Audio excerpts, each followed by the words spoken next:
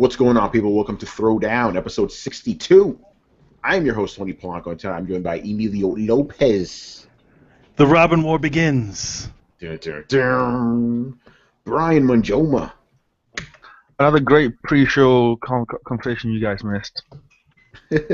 And, of course, joining us again, Chris Seeley. Hey, what's up, everyone? And our good friend, Mr. Michael A. Hey, what's up, people? How's everybody out there doing in podcast land? You know, pre-Thanksgiving. Yes, all that food. We don't know where bread is. We don't know what's going on with this, man, but the show must go on. Very interesting topics. This is unlike last year's Thanksgiving show where we had shit to talk about. But before that, okay, Mike, we didn't really do this last week. I want you to, talk about yourself a little bit. There's a lot of cross-pollination between the co-op and Throwdown, but some people just listen to Throwdown on fucking YouTube and shit, so they may not know you. Gotcha. What is your geek origin story, man? Like, gaming, all that shit. Where did it all begin?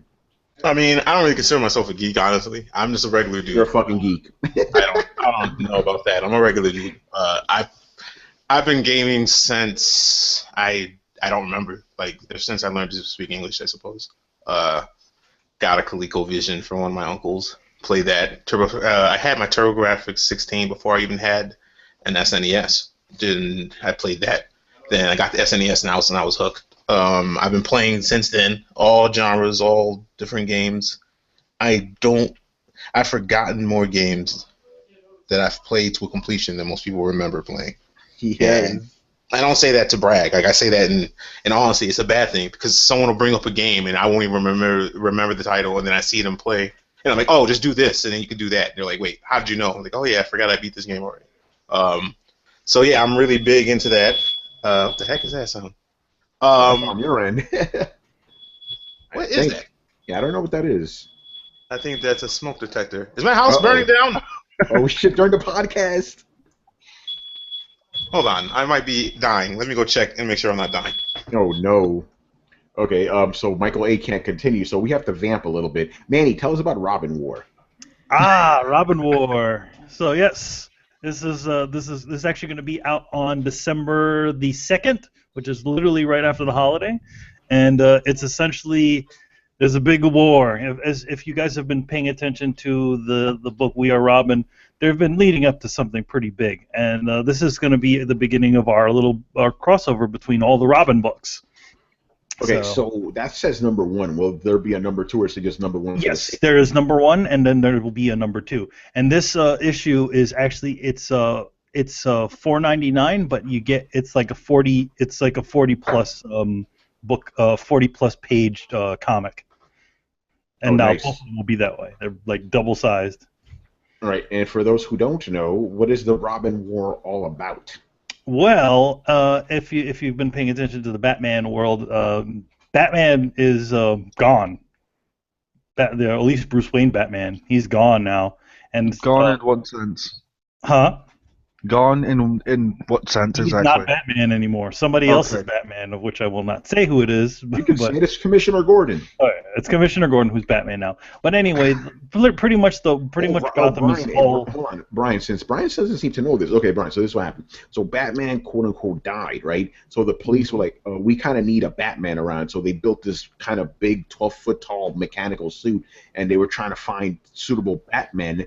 And they were like, Jim Gordon, you're like the best candidate, so you're gonna be Batman, and it's pretty cool. Like it kind of the whole run by Snyder is talking about what it means to be Batman, because in Jim Gordon's eyes, like, I'm not Batman, I'm just wearing the suit, and somebody told me like, no, you are Batman now. Like whatever you believe in, that's what Batman becomes now. So it's talk about more of the legend. But yeah, Jim Gordon is now Batman, and everything's all changed and stuff. And obviously this affects the Robin. Yes, and what happened with the city is still Gotham City just had this really bad event, horrible event, and literally it's kind of gone to shit almost. So literally inspired by Robin, a lot of these kids started taking up the mantle of Robin, almost becoming a Robin gang against crime. So, but a lot of them are doing things that they shouldn't be doing. Some of them are, pretty brutal, and that's probably what's part of what causes a lot of the Robin War stuff to happen. So, but yeah, definitely check it out. a lot of us worked on this thing to get this stuff to get it out to you guys. That's a lot of names I saw on that shit. Yes, Man. if you Put that up real quick. let me put it up real quick. If you look at all the different names there, including mine, Lopez down there, there is literally a force of artists and colorists on this book just to get it out on the time they needed it. Awesome, man. All right, Mike, is everything all right? Is your house on fire? What's going on? One of my roommates was trying to grill asparagus.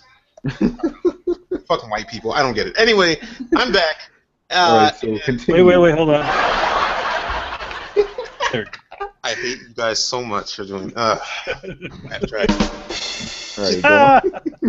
I don't even remember where I was. Yeah, just gaming. I mean, I do more than just gaming though. Like, I'm really into sports, like watching and playing, but mainly watching now, just because I don't know. I don't have the avenue to play as much as I'd like to. I'm into tech, so anything computer related, comics, anime, manga, like all that kind of stuff. I'm like really, really into that kind of stuff. So, yeah, and that I've been doing it for a while. I used to be a big wrestling head, not so much anymore because I feel like the quality of wrestling has gotten kind of bad in terms of the story writing. Once it went into the PG-13 era, kind of stepped away from it. But I used to be a really big wrestling head. In fact, people don't know this. I got into writing, doing write-ups for wrestling games and covering events or whatnot for a couple websites.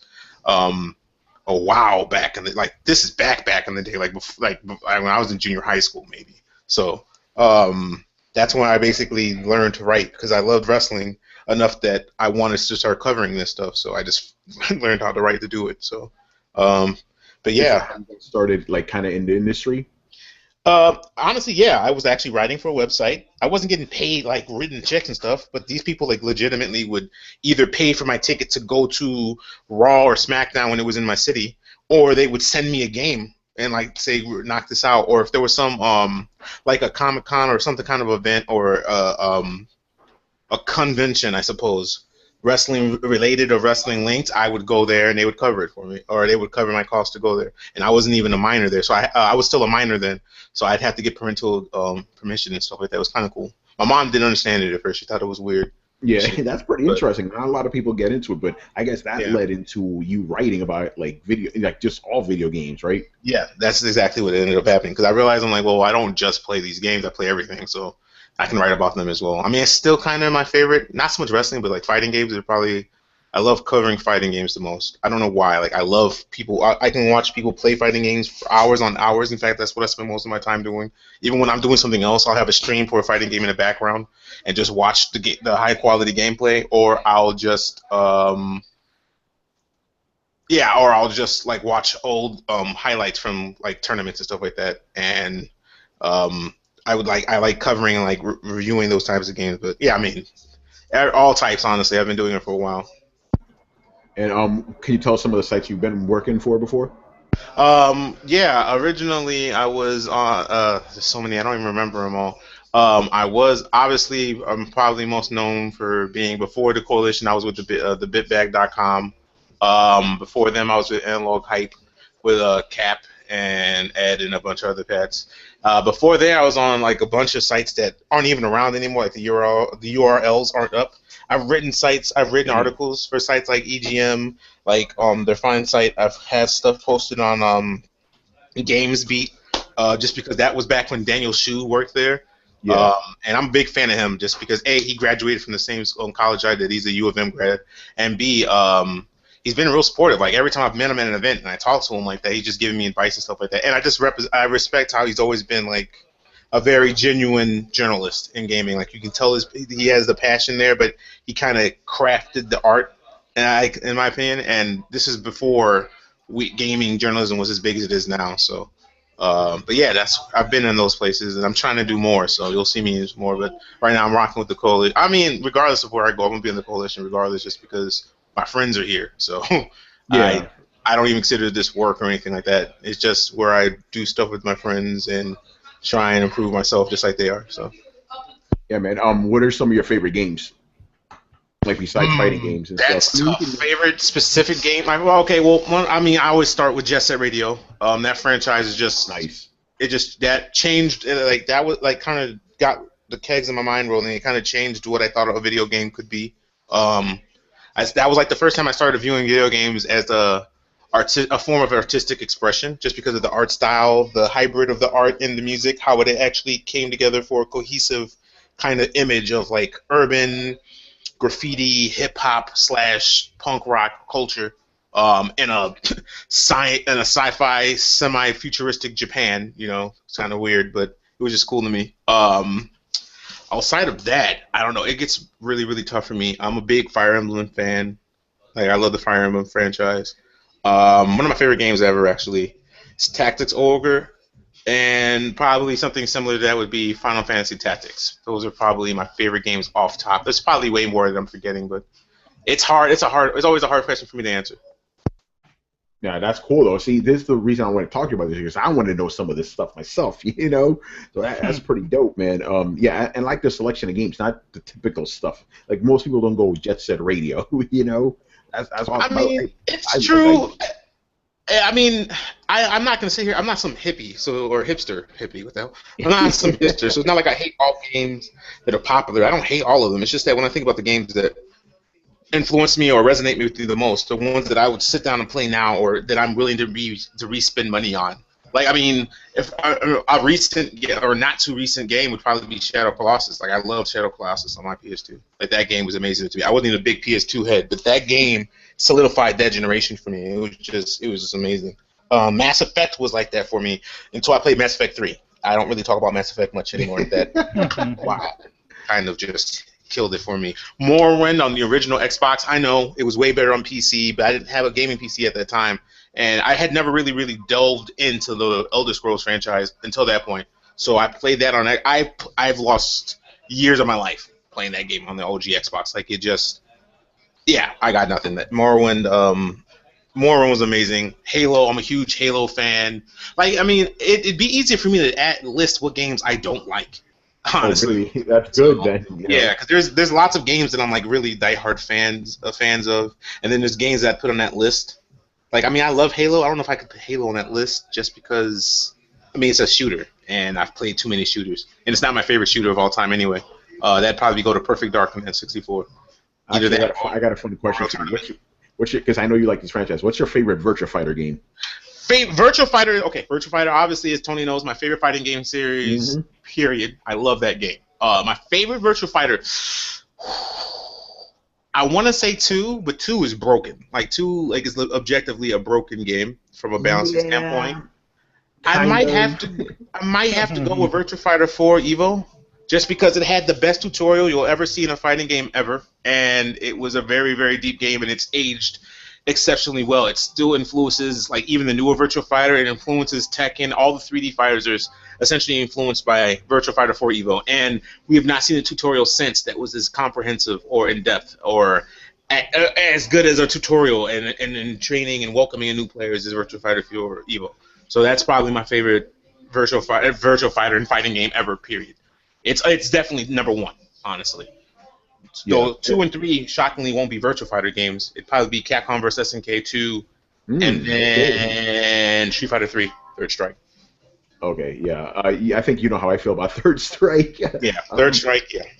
But actually, my favorite Virtua Fighter is actually Virtua Fighter 2. But I will admit, yes, it is a very broken game. But I love that fucking game. That game's like, wow, this is great. To me, even though Virtua Fighter 4 is better, I still kind of like Virtua Fighter 2 is still my favorite, like, 3D fighting game, even above Soul Calibur. I'm pretty sure you like that series too, because I thought 2 was like the pinnacle of that. Okay, I love Soul Calibur too, but yeah, it's just like you said, like it. Yeah.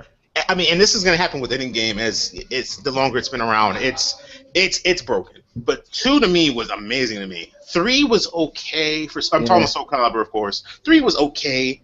But something happened with 4 and 5 where it was this huge disconnect. It just wasn't Soul Calibur anymore. Like, I agree.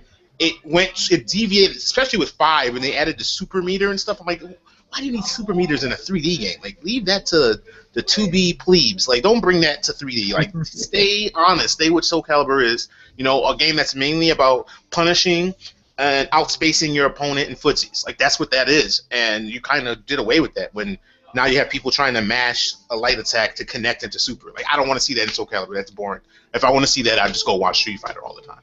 Not that Street Fighter is bad, but that's what I see Street Fighter for. So, yeah, I agree with you on Soul Calibur. I'm also a DOA fan.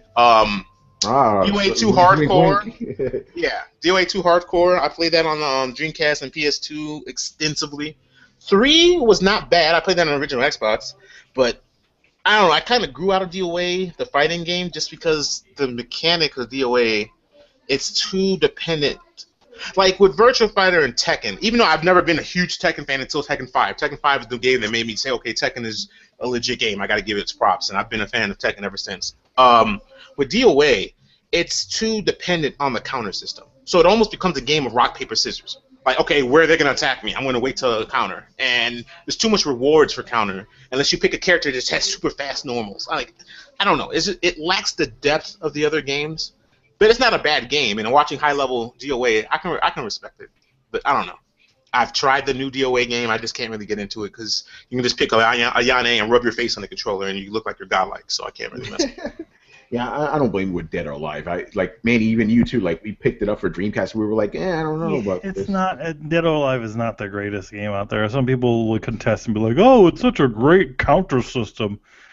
You know, Dead or Alive in general is kind of like almost like a rip-off of Virtua Fighter, just with counters in them. And to be honest, the only reason why anybody started giving a shit about the series is when they started throwing pretty girls with big boobs in it. I mean, you're not wrong. I mean, let's keep it 100. That's partially why I gave it a try. I mean, they admitted it was. I mean, that's the case for all 3D fighters. They're all influenced by Virtua Fighter. Like even Tekken, Harada's come out and said that it wouldn't be a Tekken without Virtua Fighter. Yeah, I mean, for Virtua, I mean, for Dead or Alive, literally they had ring outs and Yeah, it's just that at least Tekken tried to do something that made Tekken its own beast. Even with Soul Calibur as well, but with like DOA, it's still 3-button game. The counter system is like the way some characters counters in Virtua Fighter work is just like it is in DOA. It's just that with DOA they made that universal, and that's the core mechanic of the game for some reason. Why they thought that was a good idea, I don't know.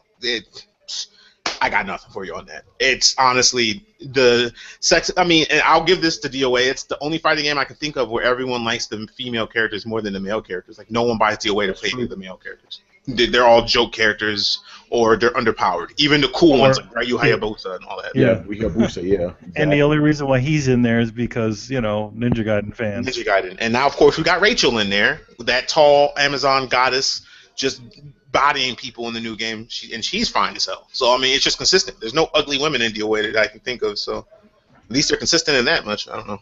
Yeah, exactly. And then obviously, since the game has such pretty women, there was a offshoot series called Dead or Alive Xtreme Beach Volleyball, which I don't know what you're talking about. Mr. Segway here. So yeah, so the third installment is coming out in Japan, and fans were asking, hey, when's this game coming out to the West? So Koei Tecmo.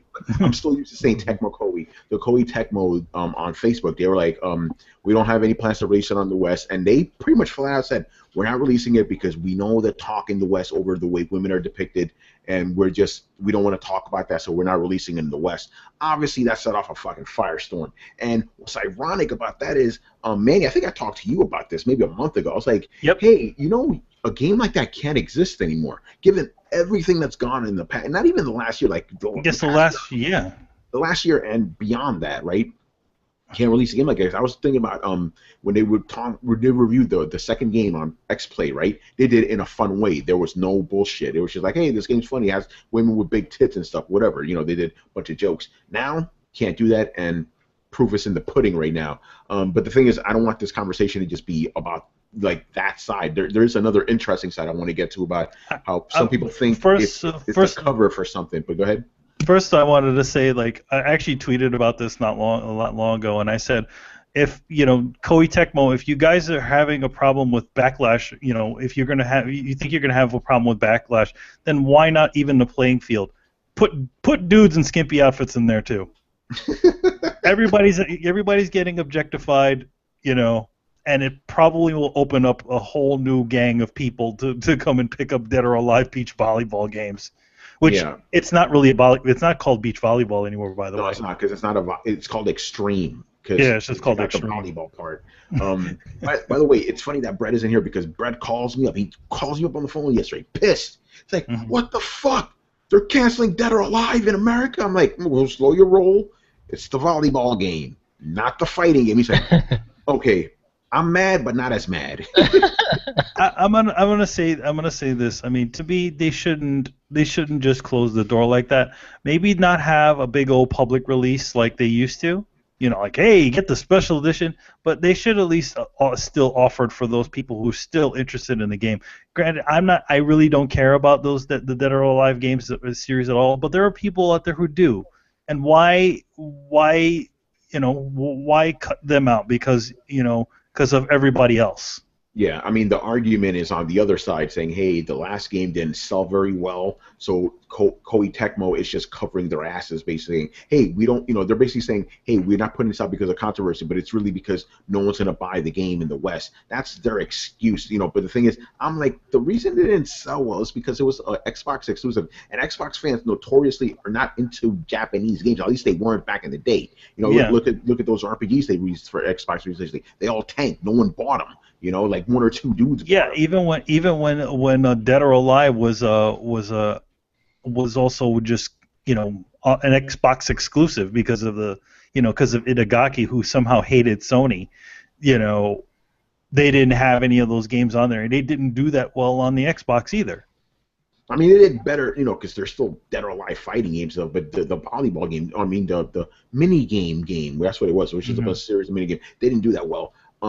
And so they're trying to say they're just trying to minimize their costs by bringing it to the West. Even though, here's the funny thing, the game is being released in Asia with English voices, so the game is already done.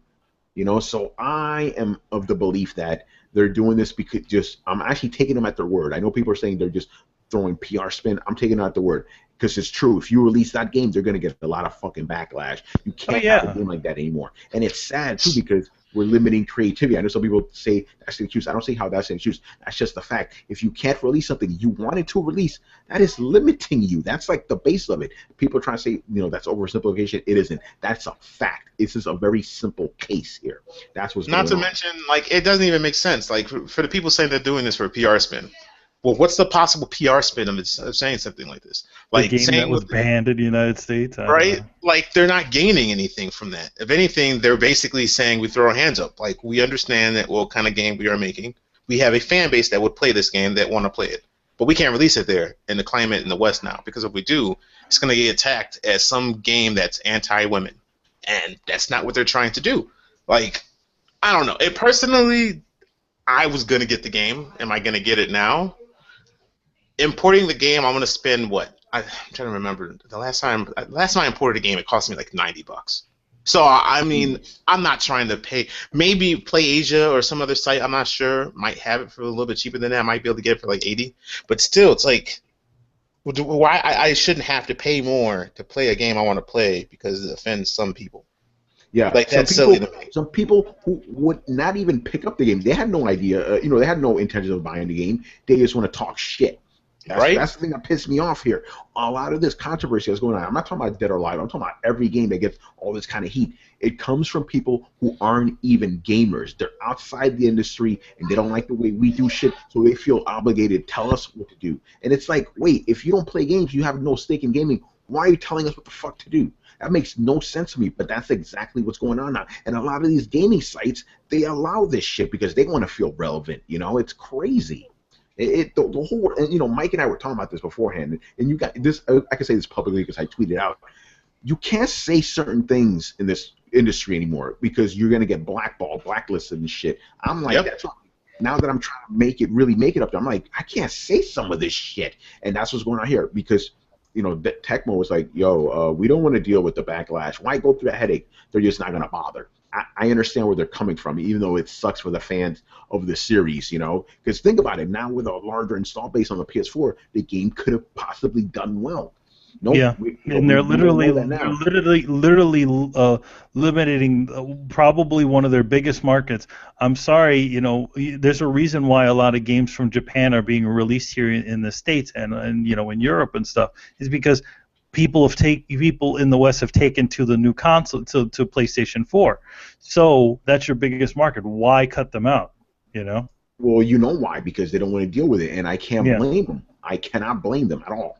You know, it's just a sign of the times, and I don't understand these people that are trying to fucking justify this. You know, it's like it's clear what's happening, it's in your face, but they're trying to give all these other, you know, like exterior like fucking reasons for it. I don't get it.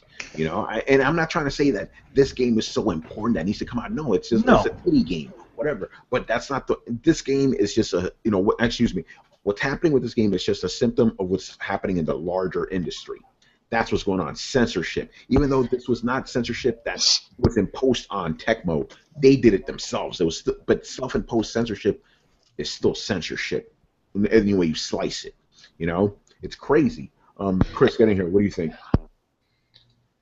I think that it's a shame because when you remove choice, when you have such a vocal minority that dictates what publishers do and removes any type of buying choice. Now, we said like some of us would buy this game, some of us would. I don't care for the series, but I don't want to stop anyone from buying it. If you enjoy it, buy it. You know, you should always have choice. The only choice you should make is whether or not to buy the game, but you should have it available to purchase. And the fact that we have this rhetoric that is limiting choices, making publishers actually afraid to put out products here, that is a huge problem. That is like practically like some sort of fascism happening within the game industry, and I don't like that. I don't like that at all. The only thing we as gamers should be empowered by whatever we want, and if a game doesn't do well, you know, that says something about the game, but you should always have choice, 100%. Yeah, and that's the thing I don't understand. Like these people that are like, you know, for this type of censorship, they don't see what it's leading to. I know people, they've said it to me like, oh, you're just a conspiracy theorist. Like, no, you don't see what's happening in front of you. You're limiting people in their choices. You're telling them how they need to think, what they need to consume. That, like you said, that's fascism in a nutshell. But they don't see that because they feel they have a moral obligation to keep these games away from people. And I don't fucking get it. I've tried to understand it, and I just cannot. And I don't know if it's a You're not going to be able to, because that's the stance I have. Like I've always been someone who just figures, and I'm not alone. Obviously, this is what our economic and even our thought system in the West is supposed to be built upon. I figure that the free market will dictate what is and isn't good or acceptable. So like if this game comes out and enough people just don't like it, then enough people won't buy it. You know, like that's just the reality of the situation, but that's not what ends up happening. What ends up happening now is, I guess people are scared of people being able to think for themselves and make decisions for themselves and decide for themselves what is and isn't acceptable. So there's a group of people who kind of come along and say, well, no, this is what is and isn't acceptable. Either you agree with us or there's something wrong with you. Yeah, and exactly. These people are a vocal minority. They just make the most noise. And I'm not sitting here saying that these people are directly responsible or even solely responsible for this decision. I'm sure it wasn't just them fearing the repercussions of the game coming out and people chastising them, because that's what every video game that comes out now, there's someone making a video about how outrageous and offensive it is to some person, because being offended is a job now. Being offended is cool now. Like that's what it is. So like there is no free market essentially anymore. You're seeing companies being kind of bullied. I'm going to say that because that's what I looked at this as, being kind of bullied into not releasing certain types of games because they're not acceptable to certain people. I don't care what the game is, even if it's something that's horrid.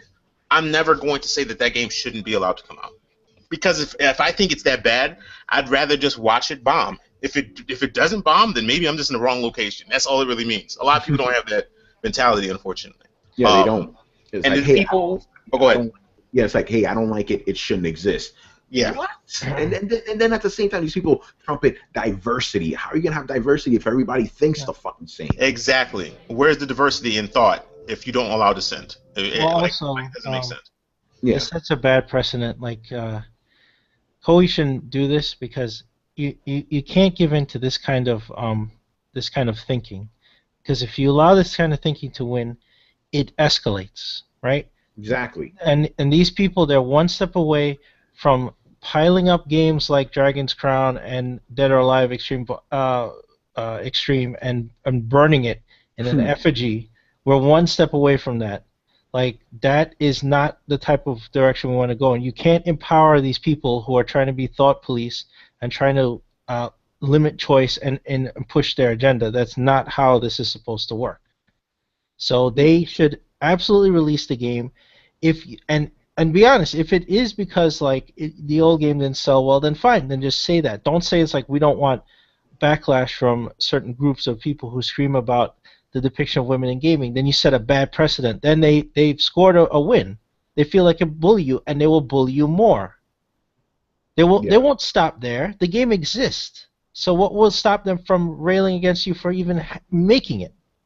You know, it doesn't stop with that. They're gonna be mad no matter what. Yeah. You know, so you may as well just release the fucking game. And then the other thing I like, I think the other thing I like about it, I think is funny about this, and you know, the game is still getting released, but being that it's out of sight, out of mind, they have nothing to complain with. They'll complain about. It's still out. It's just not here in the States or in Europe. You know what I find funny though, on the 3DS over the summer, and this probably because it was on the 3DS, they released a fighting game, right, where you could literally like punch women's clothes off. You know what you heard, right? You didn't hear. No one said anything, but because there's that are alive, the publicity's there. It's kind of like Grand Theft Auto. It's like if Grand Theft Auto decided to remove all the sex and violence from their games, you know, but they've never bent to the will of the outcry. Grand Theft Auto is still as brash and as you know as it ever was. You know. Yeah, Rockstar doesn't give a fuck. Yeah, that's the thing. And the thing is that I think that's the big difference between somebody like a Rockstar and a and a Koei. It's like over there in probably the way you think of it in Japan is just innocent fun. But over here it's I think it's more than that, though. I mean, well, no, and your last statement is right. But what I'm saying is, like, when you can look at a Rockstar versus a Koei, Rockstar could afford to just stand their ground and not care because, again, the free market showed that they were right. Like, you may not like this stuff, but millions upon millions of people do. They consistently come out and shatter records and are like, it's one of the best-selling franchises in gaming now. It's a pivotal point of gaming. So, I mean, they can do that. DOA isn't on that level, so they can't really afford to. And that's unfortunate, but, I mean, I want to see more people follow. I feel like they should still give people the choice. Even if it's not a wide release, give people the choice to buy it. Or even digitally, even if it's digitally, or you can go on the Tecmo Koei site and get the special edition version of it. Some companies did that, where they released a game, they did like a really short run release. Some of it was on their website, but you know what? I think people will buy it still. Yeah, but let's just be honest though. If this was a mega selling franchise, right? If this was the core Dead or Alive, this wouldn't be happening. Because they know people, that game already has a big install base. Yeah. They wouldn't do that shit at all. I just think it's funny though, like, and I know this is a slightly different discussion, but it's always funny how in the '90s we saw the Jack Thompsons of the world trying to fight against violence in gaming. Gamers stood up and denied that was true. But now we're saying the same argument from new people, except instead of violence, it's sexuality or something like that, and. Yeah. Where are the people standing up and saying the same thing about how silly it is and looking at the studies that prove that there's no correlation? Nothing. The problem is that the people that once were here to defend us, I'm talking about game journalists, are no longer the same type of people. And I think that's the problem. Exactly. They now see us as the enemy. That's why the whole Gamergate thing started. When they started saying gamers are dead, that's how things shifted. And again, I said this to some people. Has everybody read Animal Farm here or seen the movie? Yeah, I read the books. You remember the end? Yeah. Where the animals couldn't tell the difference between the pigs and the humans. And that's what I saw. I'm like, I don't see the difference between the people telling me games are bad and the journalists are supposed to protect us. They're all the same now. You know? And you're right. That's what's going on now. These guys should really be standing up and going, hey, this isn't right. This game should be released for everybody. But they're on the bandwagon. They're like, yeah, this game is wrong. It needs to be fucking banned. I'm like, what the fuck? Like, what is going on? It's like we've weirdly. Here's the most hilarious thing: games where you can blow the face off of somebody, blow somebody's arm off, kill innocent people. Those are the games that are, that's fine. Killing people is totally fine. Oh, so boobs. Oh my god. That's what I was saying. Like, it's funny to me that, like, oh, this game, oh, it's not a big loss that it's not coming out. We don't need this game coming here. Oh, but we want Yakuza to come to America. What? Do you know what you do in that game? Do you know what Yakuza is? Like, Yeah. like, you're okay with that. But I don't get that. But it just shows you how weird our society is, where just some ladies in bikinis is so offensive that it needs to the company feels that they're going to get attacked, but yet a game where you could blow somebody's face off is perfectly fine. Perfectly fine. Oh, there's this game where you can be a young girl and go around attacking and causing acts of violence. But let's focus on what she's wearing, not what she's doing. Right? Let's focus on her attire while she's doing it. It's like that doesn't make any sense. Like, oh, there's a game where some character can blow up an entire country. Oh, that's not the problem. The problem is that the character is male and not female. Like, you see what I'm saying? It's like they pick the worst things to focus on and make problems of. I don't understand that. They're trying to push a specific agenda. That's what's going on. You remember violence is not the problem with them. The problem is the way women are depicted. Go ahead. Yeah. I remember the whole thing with Quiet. Remember how loud? Nobody knew the context. Nobody played the game, and all these people. Yeah. Were like, oh. People legitimately say, "Oh, there's no reason for that to happen." I'm like, did you guys not know the story of her character? And like, she literally does it to live, like because she breathes through her skin. Here's the thing. I don't get that. It's in general. I agree with some people. It's a loose reason to have a lady be a half naked lady in the game, but at the same time, when you actually have her in the game, she actually winds up being an awesome ally. And people don't. You're not thinking about that. You're thinking about, oh my God, is she gonna, help me out here? And I think she basically kills entire camps by herself. Yeah, I legitimately walked away from that game thinking, okay, she needs her own game. Yeah, she needs her own badass. game. Yes, she's badass, and it's regardless of the fact that she's half naked, and that should be to me that shouldn't really be considered bad. Yeah, I do find it funny how Quiet murders like entire armies. That everyone's okay with that. Yeah, that's okay. Yeah, she's got a bikini pop on. That's a problem. Like, what is wrong with you people? If she was a genocidal maniac who wore who's wearing like a full-on military gear, then that's fine. She can kill millions and millions of people, but don't do it in a bikini covered in blood. That's the problem. Like, I don't understand. There's no consistency there. Like, there's no, like, I'm not even going to go with the route about them pushing an agenda. I'm not saying they're not. I mean, I'm pretty sure they are, actually. Everyone is, essentially. Oh, yeah. But it's just, to me, there's no consistency there. There's no logic there. And when you bring these things up, like, they immediately chastise you for pointing out that what they're saying and what they're arguing is just flat out dumb. That's why I said that my original comment before. It's like, if it was a bunch of dudes, to be honest, doing the same thing, nobody would have a problem with it for some weird reason. And it's still objectification. It's still a human being in a skimpy outfit. But they don't see that. They don't see that. They see it. Well, it's a woman that's in a skimpy outfit, and then that's. I find it ironic how they want women and men to be the same, right? Yet they treat women differently than men. I'm like, where's the consistency here? Shouldn't it apply to everybody? I don't fucking get it. To be honest, in a lot of ways, the Japanese tend to get it. Yeah, they're way more forward. Have you ever looked at the alternate outfits for Chris Redfield? That goofy sailor outfit with the skimpy shorts? Yeah. Or the Mad Max outfit that he has with his chest showing? You can go back to DOA. The male costumes, like, they legit have these dudes in Speedos and, like, assed out naked. Like, Zach, because they obviously they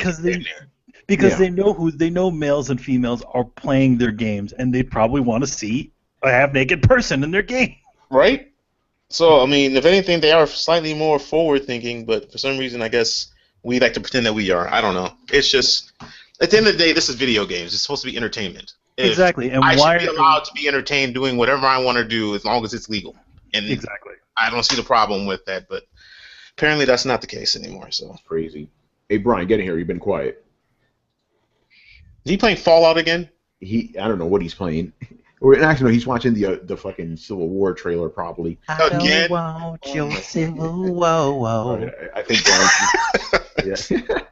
Brian's DOA. So let's move on to our next topic here. Another Wait, main topic. can you hear me Oh, now? there you go, Brian. Yeah, Brian. There you go. Brian, I was thoughts on muted. this whole mess, man? Yeah.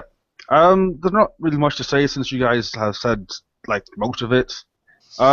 Just to add on, like I really don't agree with most people that seem to be quote unquote defending this because they seem to be defending it for the wrong reasons. Like I've seen reasons of it makes sense that they didn't bring it to the West because of business reasons, because the first two games didn't sell that well. It's like, but then that's not what they said that they didn't release it to the West. Like they openly said that they don't want to get into that discussion that we're having here, which is how female characters are being represented. So it's obvious that we are having this discussion, and this game will obviously fall under this discussion, and they know that it will be talked about negatively, and that's why they're not bringing it here. Like Yep. he openly said that. So anyone saying any other reason is clearly an idiot. There's no other way to say it really, because he openly said we don't have that discussion. So that is the reason why it's not being brought over. So it's not to do with sales or anything like that, which is a shame because I'm always in the camp of you should always let the consumer decide what they want and what they don't want. Exactly. Yeah, but see, Like they'll turn around and go, "Oh, they're lying to you." What do you think about that? Now they're saying, "Oh, they're lying to you." It is about sales. if it was about sales, then the game wouldn't exist in the first place. Yeah. That's a good Like, point. that's business 101. It's like if a product doesn't make money, then you won't see more products of it. Like look at the Nokia N-Gage. The reason that died out because no one gave a fuck. It's again the same reason why Call of Duty exists and the Nintendo DSs exist because they make money. But yet the N-Gage doesn't exist anymore because that shit just didn't make money. So it's clearly a business thing. And the fact that it exists in Japan, then it means that it has a market. People want it, and people are also willing to buy it. That's why they made it. But then the reason why it's not coming here is obvious enough. You only have to look at the screenshots. And I Yeah. think that this is actually like a part of a bigger problem that Manny talked about, which is like for some odd reason the West has a thing with boobs or sexuality in general. Apparently, violence and all that stuff is fine, but yet like sexuality is just automatically just no, which I think is very odd indeed. Now here's my question to you, Brian. This is as a British person, because I know you guys have openly said like that you think we're weird because we are okay with violence and sex, but are you guys kind of like that yourselves too? We're kind of the same. We are kind of the same. We're a little bit more relaxed, but like comparatively, we're still in the same boat. Like boobs sound like oh no, we can't do that. Like for example, we have this thing called Watershed, which essentially after 9 p.m. then like ads which are not suitable for children can be then shown, and content that is not suitable for children can then be shown. And I'm not talking about like porn and all that stuff, but like there's like a moment in time where you can't really show certain things, but then after that it's pretty much open house, which I think is fair enough because that way it is decent enough so that the kids don't get exposed to it unless the parents want them to.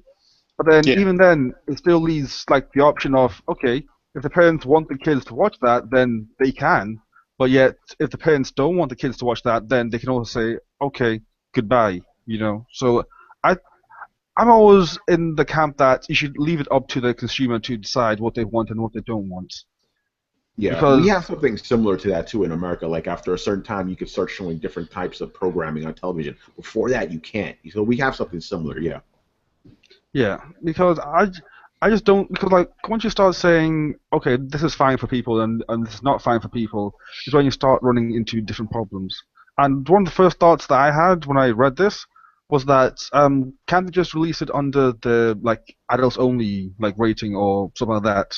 Because like isn't that the whole reason why we have these rating systems Well, that the we can only say the only problem with AO ratings is that most stores won't carry it. Yeah, Yep. exactly. That's the They problem. legitimately just won't have it in store. There's restrictions on advertising for AO games as well. You can't just advertise in the same way a non-AO game could. Like you can't advertise on websites that aren't for adults only. So you couldn't like you're not gonna see an AO rated game just have advertising on like YouTube or Twitch. That won't happen. You won't see that on like primetime television or at a movie theater because they can't do that kind of stuff. Which kind of defeats the purpose of the rating system, doesn't it? Because then you're just going to dumb down M-rated games. Yeah, that's what's going on here. You know, like M-rated games are very fucking tame. You know, like the way it should be. They're not really mature. They want to make M-rated games for everybody, which makes no sense. Like it's M for mature, but again, everybody wants to be safe. Everybody wants. This whole industry's fucked up, man. Like, I know that's just a simple thing to say, but it's just true. It's so stupid. Well, I just don't understand why we're so scared of letting people decide for themselves what they want to play or spend money on. Like, why is that an issue? How did we get to this? I don't understand how we got to this point as an industry and as a country. I don't understand, man. Well, that's been happening in every media, man. Like we talked about Comics Code, and we talked about that is true. Actually, look at television. Look at there are no more afternoon cartoons on network television.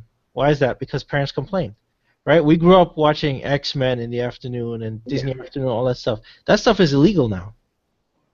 I didn't know that. Yeah, that's why you turn on afternoon TV, go try to find a cartoon on normal network television. There isn't one. Not anymore. Because parents groups railed against it. Fucking in a vocal minority. Because remember, when we were kids, what we do after school, we go watch cartoons. Right. Yep. We watch Transformers, G.I. Joe. We grew up with X-Men, all that stuff. Not anymore. Like there's nothing on. Like it's fine to have all these stupid tabloid talk shows. Like they're any more intelligent than what we grew up with. But if we're not careful, that stuff is going to happen with gaming. This vocal minority is going to dictate what publishers do, and that shouldn't be the case. Like.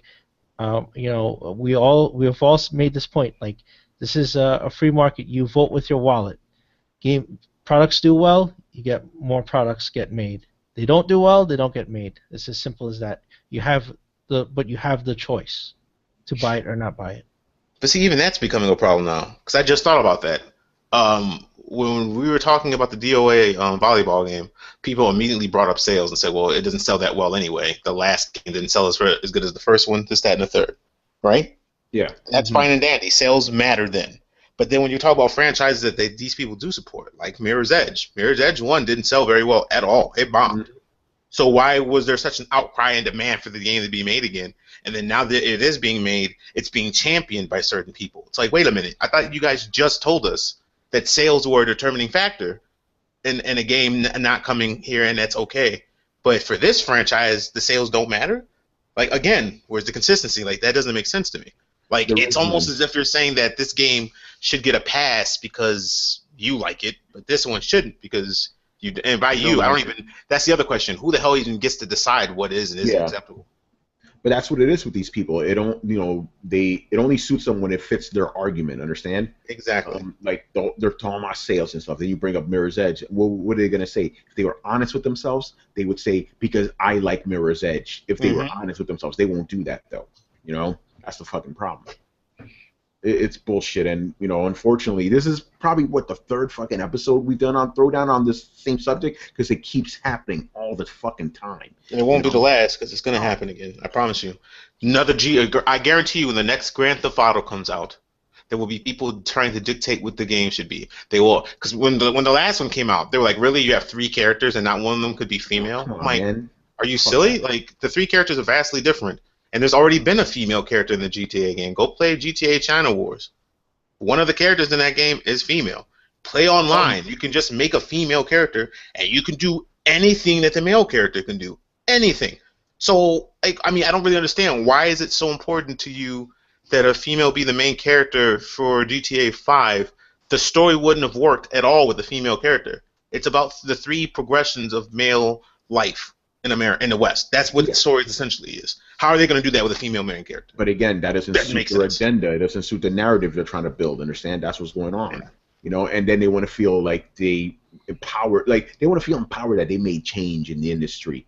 Again, ironic because they have no stake in the industry. They don't care about it. They're outsiders. But what are they even speaking for, though? Because I would say women, but the women I know that game, they don't care about this kind of stuff. They play a lot of the same games that I do. they're speaking to their for whatever reason. they're Like, speaking to their I don't. they're speaking to their hipster friends. They're the same kind of social circles and stuff. The little circles of theirs, so they could pat each other on the back. Oh yeah, you did it, man. You enacted change. You're a great thinker. Shit like that. It's fucking bullshit, man. All right, I want to move on to the next thing before I get more pissed off. So it's been 2 I'm mad. years. I'm mad. Oh my god. It's been 2 years since the PlayStation 4 and Xbox One came out. So let's do a little bit of a recap, I guess. How have the systems done? See, in my opinion, I think now we're finally getting into the good shit. That first year was pretty barren. Like, more on the PlayStation 4 side than Xbox. Xbox still had some shit. Even this year, Xbox has more exclusive shit. But I mean, talking about overall all games, we're finally getting the really good stuff. The Fallouts, the Bloodborns, the Batmans, all that shit. The only thing is now the two consoles, they're kind of the same. They're not like in the beginning they were different because Xbox had all the the Kinect and all this other shit. Now after they took all that stuff out, now it's more of a gaming machine. PlayStation is always touting its gaming stuff, but now they're both essentially the same. It's just a matter of which exclusives do you like more than others and stuff. So yeah, let's get into it. Like I said, this is probably the year these consoles should have came out, in my opinion, because I think they came out too early because there was nothing to play at all. Now if you buy a PlayStation 4 or Xbox at this moment, you're gonna have a ton of shit to pick up. I know there's naysayers out there saying, "Oh, this box doesn't have shit." It does. If you look again, you don't buy a console just to play nothing exclusively but fucking exclusives. You buy to play everything that's on it. So yeah, now if you want exclusives, just play Nintendo. Yeah, only Nintendo fans do that. But you're forced to because no third publisher fucks with Nintendo like that. So now I think, okay, this is the good time. Even early this year, I would have been like, don't get one just yet. There's not much coming out right now. Now is a good time. But even then, it's not as much as we would have liked. But conversely, because people have told this to me, and I can't disagree with them, the PlayStation 1 and 2 were the same deal. First 2 years, nothing. But next year, it's going to get good shit. Well, what about the Xbox situation? Did Xbox ever have like lousy launches too, like first 2 years? I'm not too familiar, admittedly. Chris, Mike, jump in. How was the Xbox? Honestly, I can't think of I mean, there's only been 3 systems for the Xbox. I can't think of an Xbox system that had a bad launch. But you got to remember, that's not even so much as an accomplishment of Microsoft. That's just a reality of the situation they were in. When the first Xbox came out, the PS2 and the Dreamcast had long been out. So it was coming in where developers were already working on hardware for that gen. And it actually kind of hurt them in the end because the Xbox was way stronger than everything else out, but you didn't really get to utilize that until like the last year of the system. The 360 had a solid launch. Not the best because Perfect Dark Zero was complete horrible. Like, that game was garbage. But, I mean, it also had Call of Duty 2. And Call of Duty 2 is still the last good Call of Duty game, if you ask me. It's still my favorite Call of Duty. On consoles, it wasn't as good as PC because it only had 8 players online, but it had like a lot of innovative game features and options that I think games lack for shooters now. Like, you could pick which maps you liked and which ones you didn't. When you went online, it never made you play on maps you didn't like. So you never had to go through stuff you just didn't want to go through. The online actually worked well. It was peer-to-peer, but for some reason I didn't really have too much trouble shooting people and having them die. Like, it just made sense to me. I'm trying to think. I think there were some, like, that's the thing with 360. Like, the launch was weird because there were some good games that came launch window, but they weren't like day one. Well, I'm talking about like just the first 2 years period. Oh, first 2 years period. Oh, then no, they're fire. Yeah. The first 2 years of Xbox were bland. I mean, when did Halo come out? Halo didn't come out till the third year, I think. Yeah, Halo 1 dropped in 2000. But I'm thinking, no, you gotta remember, I liked Jet Set Radio. That game came out launch. So Jet Set Radio Future was out. I played the hell out of that. Yeah, but I played that on Dreamcast. There's no way for me to play that on Xbox. They just got it. Jet Set Radio and Jet Set Radio Future are two different games. Right. Jet Set Radio Future is the sequel. Well, here's my point. Yeah. Well, it's kind of a soft sequel because it's kind of a remake almost. If Sega didn't die, they wouldn't have that game. Xbox came in at the perfect time when Dreamcast had just dropped. Sega dropped console support. They were out of the market, right? And here comes Microsoft into it, right? And they got all the Sega deals. They got the sequel to Shenmue. They got Jet Set. They got a bunch of Sega stuff, right? ported right to Xbox.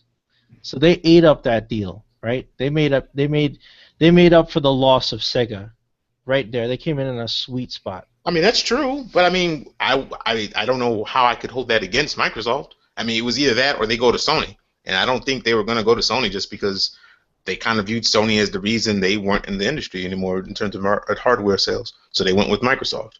And it was easier to make games and port games over to the Xbox because even the original Xbox, it was literally just a weak-ass Windows PC. Like, it was simple as hell to do. Like when people modded the original Xboxes, they just... The Dreamcast ran on Windows CE, didn't it? Yeah, exactly. It was it was like the same architecture. They just said, oh, okay, we'll just port it over to DVDs. We're good.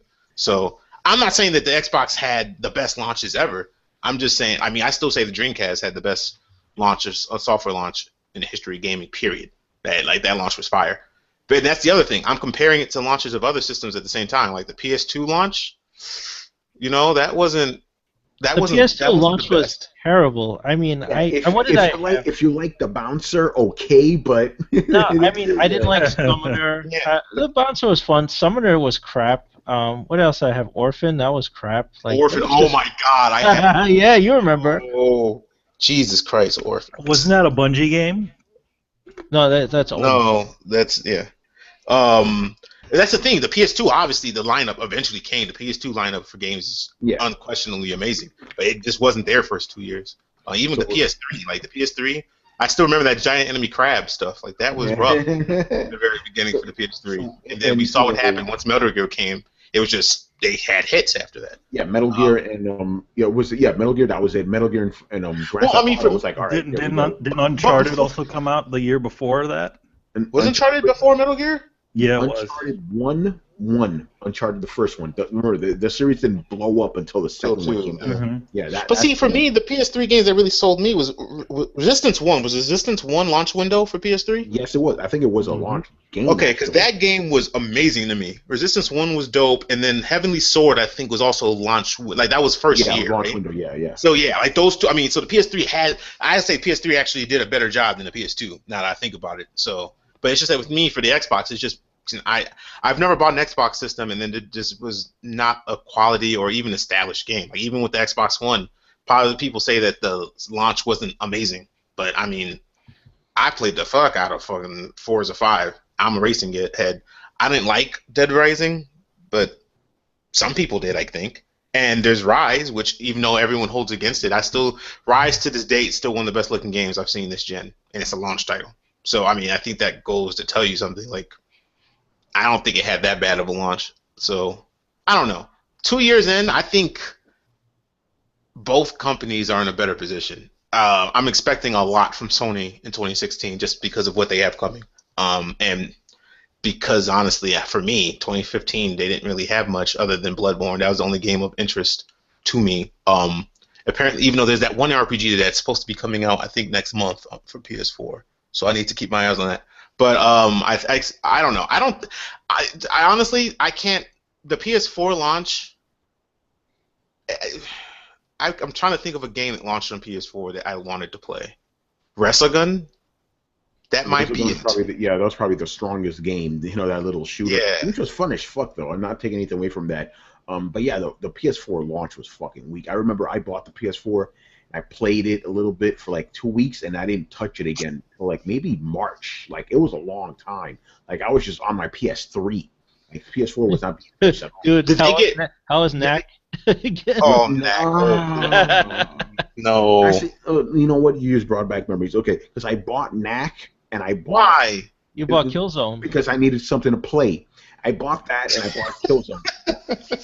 Now, Mike, remember Killzone? And Killzone. Now, Mike, here's something you may not know about me. I don't like to sell my games. So you see behind me? That's my games. I don't like selling my games. I can respect that. I sold the fuck out of Knack and Killzone. I sold those motherfuckers. As soon as I finished, I'm like, get out of my house. I don't want you. Get the fuck out of my house. But hey, you know what? You finished them, though, so I can at least respect that. I bought them. I'm like, let me suck it up and finish these fucking... Oh, my. They were terrible fucking games, man. Horrible. And, of course, the PS guys, no one's going to give me shit about that, by the way. Was there... fucking suck. Was Warframe launch for PS4? No, that day one. It came year after. A year? Okay. I Yeah, remember because playing- that was part of it, and then of course they put Warframe wait. on Xbox, so I was like, what the hell? I But I remember mean, I Warframe. played I on both. remember So. Warframe being a launch game actually. I remember that being Yes, early. sorry. I don't know if it was Yes. day one, but I know it was early for PS4. Yes, I it remember my was friends early. Because I was trying to tell people about it because I knew about it on PC. I just hadn't played it, but I had friends that were playing it, and then, like a lot of my friends were like, "Well, this game's actually pretty dope." And I was like, "Yeah, I know, it's legit." And it was one of the reasons I wanted to get a PS4 actually. So Yeah, because I played Warframe. It was okay. After 6 hours I got bored. And I played the Blacklight, I think it was called. The nope, first no one. Blacklight. Nope, That was the first game I downloaded on my PS4 and deleted right after playing. That game is horrible. Like, I know it's free to play, but I felt like I was owed money playing that game. It was really, really bad. Blacklight just nah. Yeah, No. no. But I mean, I agree with. Honestly, I still stand that these systems shouldn't have come out when they came out. Both systems are not just the Xbox, but the PS4. Both systems are highly underpowered from a hardware standpoint. Agreed. They're just irrelevant hardware wise. They're both underpowered, and the games weren't ready. Like if the game, imagine what would happen. And I understand that the 360 and the PS3 were old, but I mean, people are still paying 360 and PS3 now. They had games coming out until like essentially this year. Dude, they could have stretched it. When the fucking game, when the Xbox and PlayStation 4 came out, they were still making PS3 games. Yep. Like I was there buying PS4 games just for the fuck of it, but I'm like, I could have bought this on the PS3 and not People have are playing missed out on Destiny anything. right now on PS3 and 360. Yeah, people are playing Metal Gear Solid Battlefield 5. 4. People playing Metal Gear Solid. You see what I'm saying? So it's like they could have waited. I will never forgive them for releasing these hardware. The Even only the games systems had like actual feature problems. Like the Xbox, like the dashboard was glitchy. They just now with the new dashboard got it to the point where the dashboard works right. Oh, PS4 has Party Connect issues. Like why? Why is that a problem? Like you see it like, oh my god, if they had just taken time and gotten these systems out when they were good and well ready, we wouldn't be having these issues. But I'm expecting gaming to get really good on the console side 2016. Like both systems have hits. Both systems have they have heavy hitters coming. Quantum Break is coming. Horizon, I mean I'm not hyped for Horizon, but people are hyped for Horizon. That's coming. We're supposed to be getting we're supposed to be getting Last Guardian this year. Well, we'll see about that. We'll see about that, Mike. Don't say that. I legit have a tent. It's in my back corner of my room right now, and I'm going to sit in line. I will record this for the coalition. I promise you. I will go to that store 3 days before it comes out, and I'll put a tent down, and I will wait for that. So Last Guardian is getting purchased day one. Day zero. I don't care. I bought a PS3 for that game. It never came. Fuck you, Sony. It's finally coming. I'm getting that. That game is getting purchased. Okay. Okay. Can I ask like a quick question? What if it's bad, Mike? Okay. Hey, why do people do this? Okay, like why do you guys always have to don't ask questions like that? All right. That's not a possibility. It's not a possibility. Have you seen what they've done with the games before that? Oni, amazing. Shadow Colossus changed my life. How could this game be bad? I'm asking you. I don't know. No, there's no if. It's not going to be bad. It's going to be amazing. That's what it is.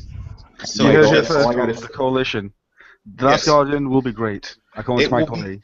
No, don't overcomplicate. I'm not saying that it's. I'm saying that.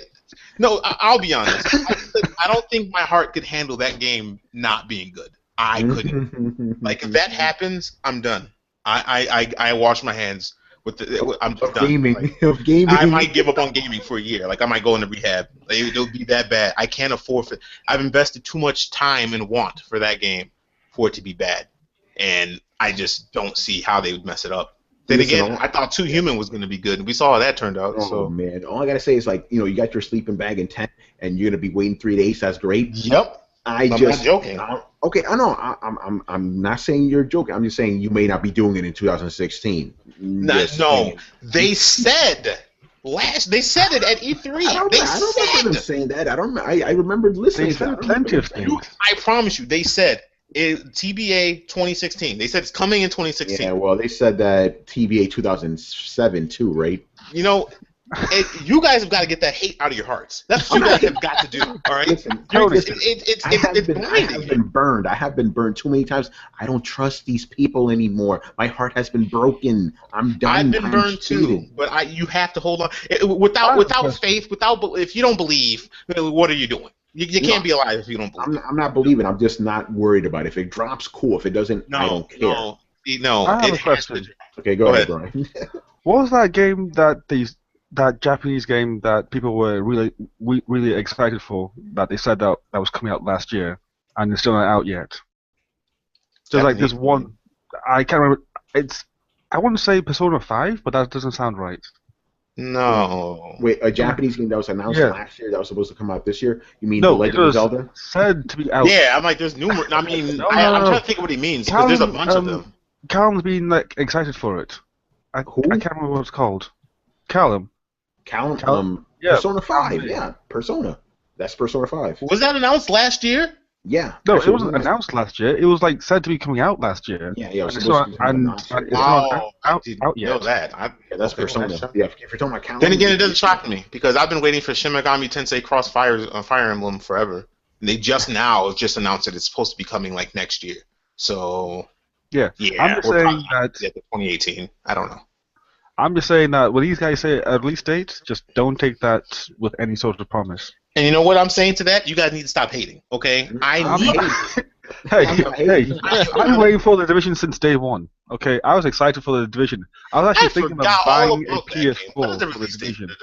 Yeah, I was excited for the Division before it was announced on PC. I was making plans to buy a PS4 for the Division. That's how long I've been waiting for it. Damn. So yeah, so I know the wait. All right, let's get back on track. So yeah, I kind of agree with Mike. Pretty much is like now is the time these systems should have came out. Manny, what do you say about so far 2 years in? I guess it's fine. Wow, that's a real strong stance to take there, Manny. Way to plant your flag in the sand there, buddy. Wow.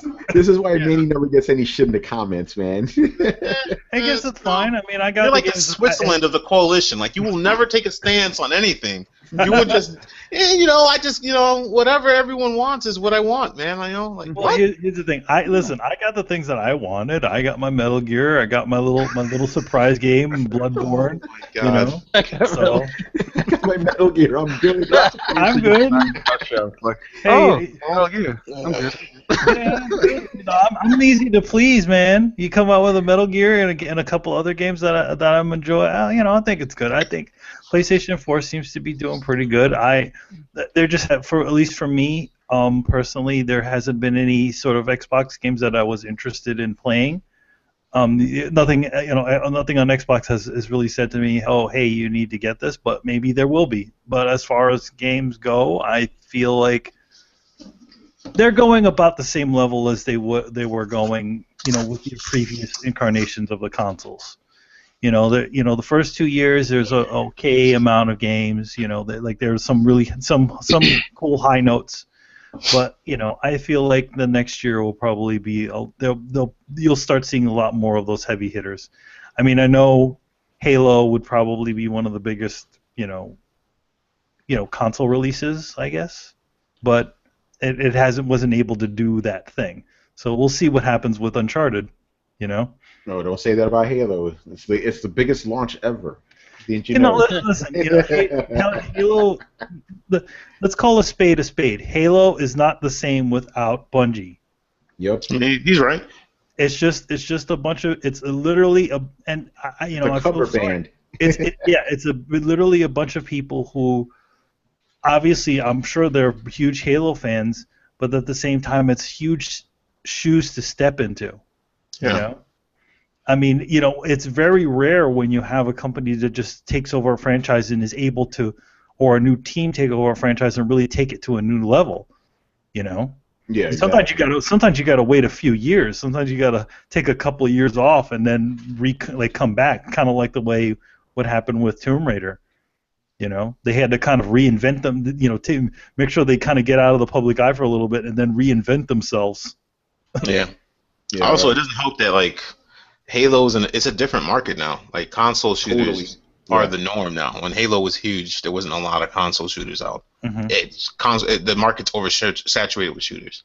And thanks to Halo, you know. Well, thanks to Halo, in large part, and the fact that like I mean, there's how many shooters, like how many first-person shooters are console exclusive to this day? Like not a lot. Yeah. And you're console exclusive on a console that's not winning right now. So even I hear wasn't there rumors that even Halo was not going to be console exclusive? It was going to be coming out on PC. It was supposed to be coming to PC. Like I know they already said Gears is going to PC. So I mean. Destiny's like the only first-person shooting game I know that is console exclusive. That's like the only one. But see, the funny thing is that was supposed to come to PC. They announced the PC version. It's just that for some reason the PC market I think it's after people on the PC saw what Destiny actually was, they just didn't want it. They didn't care. They didn't like, you keep it. You guys can keep it. Like you can have that because we've been playing games like that forever. We're good. But no, I mean I don't know.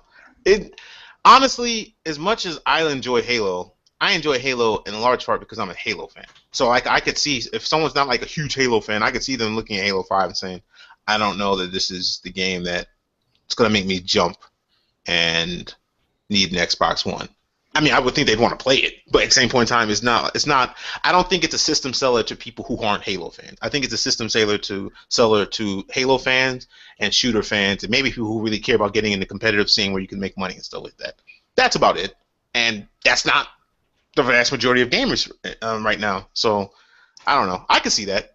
I mean, I just think that in terms of the games that have been out for the first 2 years, personally, I mean, I'll be honest. I don't understand how PS4 has outsold Xbox. Just looking at games. Hey, listen. Even Sony doesn't know. Honestly, I don't think Sony expected them to be doing this well. Because they don't seem to be bragging about it or anything. They're just very thankful to like. Shuhei Yoshida said himself, he was like, we don't really know why this is happening, which is kind of bad because we need to know why this is happening. So we can recreate it, yeah. Yeah, but even Sony's like, okay, we weren't expecting this, so that's not just you. Chris, that's like man who owns both consoles. What do you think of the first 2 years so far? I own both, you bastard. Oh, I forgot about that, Mike. Actually, no, but Mike, you're like a new PlayStation 4 guy, though. I've had my PS4 for a year, almost. Yeah, but you know why? You're right, because you bought it when they announced Street Fighter V was an exclusive. Street Fighter V was exclusive. What else? Like Guilty Gear came out. It's like, let me just go ahead and get this PS4. Last Guardian was coming, so I just got it for that. And then that's why I've been playing. All right, so Chris, get in here, man. What do you say so far? I'll say the first year was definitely lacking for both. Like for Xbox, I only had Killer Instinct and maybe a few online games. That was it. Like off the Xbox Live Store, but that's all I was playing really, and I didn't really get into I didn't care for Forza 5. I was curious about Horizon 3 and I liked it, but I rented it. I was like, it's cool. And for PlayStation, I enjoyed a few things when I bought it. Like, I personally, I know a lot of people didn't agree with me, but I liked The Order. I love Bloodborne. Yeah, I know some will be like, oh, The Order, but I liked it. Wait, what? Yes, I said I liked The Order. No, not that.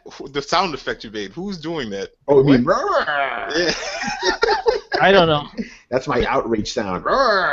That's my sound for business people with. Hey, I platinumed The Order, so Yeah. I think everybody that played it platinum. Don't downplay my damn platinum. I did that. There you go. You did it, man. Good job. But wow, Tony. I think. Hey, I'm congratulating the man. He got a platinum. I hate all of you right now. That was condescending as all hell. Like, he's our guest. Jeez. I think this holiday now and this next year coming into 2016, this is when they're going to break out. And I honestly could have waited till now. If we had been talking about the launch of Xbox One and PS4 now, that would have been great. Like, if you had given them those couple years, they wouldn't have launched with all those issues. I mean, the PS4 couldn't play CDs. I mean, they both had day one patches which were like a mile long. It was ridiculous, I mean, like features were missing. Neither of them could play Blu-rays out of the box. That's ridiculous since they're both Blu-ray players. So it's just like you know, and you think of the possibilities. If they had just waited a couple years, what we could have had. Maybe we could have had 4K support right now if they had launched. You know, we would have had a complete feature set. Maybe they would have added stuff that they would have had time to develop. Maybe they would have found the secret sauce. Maybe they would have put Yeah, it in maybe there. they would Who have found knows? it. Yeah, who knows? But you know, we got them a couple years ago already, which is insane. And you know, but now they're coming into their own. I think it took a while, and I think the last generation was still strong. That's why it was, you know, there wasn't an impetus to move over, and developers weren't ready to move over yet. And now we finally this year we have some next gen exclusives, like current gen exclusives, you know. So you have Fallout 4, which is only available like on these, but like I said, Yeah. like Metal Gear Solid 5, that wasn't exclusive, and honestly, they looked amazing on 360 and PS3. I played Ground Zeroes on PS3, and it looked amazing. Yeah, man. And I mean, hell, I think even if you had launched those consoles now, Nintendo would be still choking on its own vomit against 360 and PS3. I don't think there would have been a difference. That's true. I love how you have to throw Nintendo in there. Brian, man, as a PC gamer, what have been your thoughts? Well, I think that they've come a long way, which is a good thing. They, well, okay. First of all, they've finally gone over that launch window hump. That's always like the worst part of any console launch, is that first couple of years where it's still trying to find its feet. Game developers are still using these things that no one really cares about. Yes, I mean the Kinect, and yes, I mean the touchpad. No one cares about those. I'm sorry, but no one does. Yeah. So now that all those games that have tried to use that and tried to make them relevant are done, we might actually start seeing some good games now. So this is the time when these consoles start feeling, no, what's what I'm looking for? They start growing into their own. You know, they start becoming distinct machines, which I think is a good thing. Um, it has been nice seeing how they've actually gone better, but I'm still annoyed at how somehow the PS4 does less, or it doesn't do it. It doesn't encompass the PS3 in terms of features, which I think is really weird. Because I thought that machines were meant to get better as they went on, but with the PS4, it seemed like they took some things, but then they left other things out, which I think is weird. But that's just me. Um, yeah, that's all. I don't really care, to be honest. It's like I'm in the camp that these consoles came out both too soon and too late. Too soon because they were obviously underdeveloped when they came out.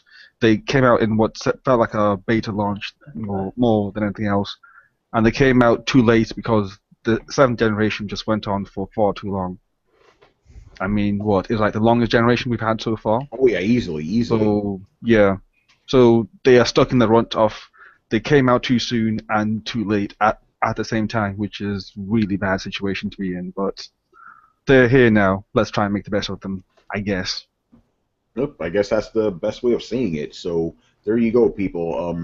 Wait, was last gen the longest gen ever? Oh yeah, easily. Before that, a generation lasted 5 years at most. Maybe it's just because because I don't know why I felt like the SNES lasted forever. But No. that might have just been because I was a kid and my sense of time was horrible because I was very impatient. So I don't know. I just felt like that lasted a long time. Like I felt like that lasted like 8 years or something. I think that one was about 6 years at the most, because then I'm pretty sure it came out in 1985. Because you gotta remember, the Super Nintendo came out, and then what was after Super Nintendo? N64, right? Yeah. The N64, which was delayed, because remember, it was supposed to be the Ultra 64, it was supposed to come out 2 years prior, and it ended up getting delayed because of the snafu with Nintendo and Sony and the choice of medium they were going to go through and stuff like that. So that sounds like, I don't know, I'll have to look into it. But yeah, last gen was pretty long now I think about it. Last gen was long. It was like 8 years, you know. And even if you count the beginning of this gen, it still kept going. Still counts, yeah. It's still not done, so. Pretty crazy. All right, so let's go on to, and Brian would hate me if we didn't talk about this tonight. Civil War, Captain America, the trailer came out. And by the way, hilarious. By the way, before we get into it, okay, I have been kind of out of it thanks to Fallout, right? So I go on Twitter last night, like maybe 3 a.m., and everybody's going nuts, or tweeting Civil War. I'm like, what the fuck are you guys talking? I'm like, dude, you didn't see the trailer. I'm like, get the fuck out. They dropped the trailer. Why didn't no one tell me? It's like, dude, they've been talking about it all fucking day. I had no idea. So I watched this trailer, and obviously, like everybody else, fucking blown away, man. Like, give me the. I saw this, I'm like, oh man, like, you know, even though I did say as a troll, I'm like, yo, Superman, Batman, I don't know, man. This is looking better. Just saying. But yeah, let's break it down, man. I thought it was great, like a good taste of things to come and shit. A lot of quick shots. I like the shot at the end where you see the two Avengers team kind of going at it. Fucking Captain America and Bucky fighting Captain America. I mean, Iron Man at the same time. Crazy shit, man. But Brian, let's get to you because you've analyzed this trailer very, thoroughly. Like 20 or so times you've seen this already. I actually have not watched it as many times as most people think. I watched it like 3 times this morning when like Twitter just blew up. It's like I was going through like my tweets like on the train to work, and I was like, oh, okay, this poster for Civil War looks okay. It's probably like fan made and stuff, and then it's like, oh, another GIF, like just random GIF of Captain America. I'm like, okay, it's a bit weird. I'm like, and then I just scroll down. It's like, hold on, that's Black Panther. It's like, huh, is that like a mock-up or cosplay? Like, nah, probably just something dumb. It's like, huh, that's Black Panther and Winter Soldier. It's like, hold on, is there like a trailer out and no one's told me? So like, so I keep just scrolling down. It's like, oh, the trailer's out now. It's like, why did no one tell me this? This is ridiculous. Okay, so you're in the same boat as me. I have no fucking idea. I was like, what? Yeah, but I enjoyed it. I thought it was pretty cool. I'm still in a bit of iffy jiffy about it because I'm not too excited just yet because Star Wars is like literally next month. So it's kind of like, yeah. I'm still like in the Star Wars mindset of like Star Wars is next month. Like, can you fucking believe it? Star Wars is next month. So I'm not too excited yet. Maybe I'll be excited next trailer they drop. But it's a bit weird that they released like this late. So like usually they do it with like 6+ months until it's out. But now it's like what? It's in May. It's literally 6 months from now. No, 6 months. Oh. Okay, you're good. They're good. I'm surprised they released it this early because I was expecting it to be Star Wars. That's my thing. Well, no, I expected them. No. Okay, and that's why I'm mad. And it's not a mad like it's a good mad because when I saw the trailer, I'm like, cool, I'm gonna go see this next week. And then I saw the date. I'm like, why would you do that? Because I do you know how long May is from? Are you kidding me? So you're just gonna keep releasing fire ass trailers like this, and I just have to sit here and wait. Like I've always hated that. Don't make trailers that are fire as hell for a movie that's gonna be fire. Show me a trailer like a week before it comes out. I'll go see it. I don't need advertising like this. I know it's coming. All right? Don't tease me. I don't like being teased. What's funny? This trailer reminded me of the Winter Soldier trailer. When I saw that trailer, I lost my fucking mind. Like, give me this movie now. And here's the thing. I am a huge Star Wars fan, right? I am anticipating the movie. I'm not, get that Star Wars shit out of my face. Give me Civil War now. It's like, I want this movie. Oh, man. So pumped. Chris, get in here. I know you got some shit to say. Well, it's funny that Disney is. I mean, the hype train for Star Wars is moving at like the speed of light right now. I mean, you can't turn anywhere. I picked up a can of Campbell's soup the other day and it had freaking Darth Vader on it. Like, you can't avoid Star Wars. You can't look at it. I can't close my eyes like I see him. Like, I can't. Chris, do you want to go to the dark side with Campbell's soup? Oh my God! So yeah, Star Wars everywhere. So they are just like their momentum is like unstoppable. So they just rolling out the other hype train, man. It's like, hey, you like Darth Vader? How about Captain America? keep that shit going. And they want to steamroll right over DC, man. That was a reaction to them launching that other Batman Superman trailer. Like, nope, you got hype going on. Nope, son, here comes Captain America. Fuck that. I just find it ironic how, when DC puts out trailers and stuff, people have a mixed reaction. When it comes to Marvel, everybody's like, oh my God. I think it's because Marvel has done a better job. That's exactly what it is. With their movies of appealing to non-comic book fans. Because I know people who don't read comics love Marvel. Oh yeah.